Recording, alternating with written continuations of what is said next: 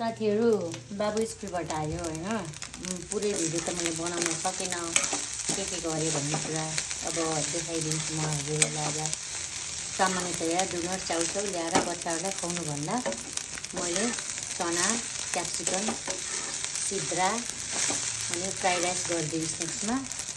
अनि मलाई चाहिँ अहिले त मकै भुटे यसरी आजको स्न्याक्स भन्नु थालेछु।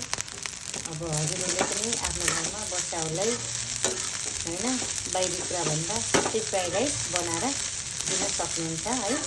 अब म डेली एउटा भिडियो बनाउँछु, हजुरहरूले पनि यसो कसरी बनाउनु भन्ने कुरा पनि म देखाउँछु।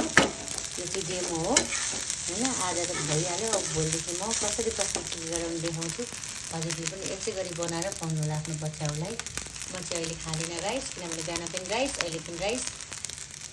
त्यही भएर मलाई चाहिँ मकै, बच्चालाई चाहिँ सिद्रा क्याप्सिकम प्याज चना हालेर यसरी फ्राइड राइस गरिदिएँ है। साथीहरू कस्तो हुन्छ अहिले छोरालाई म टेस्ट सोध्छु है।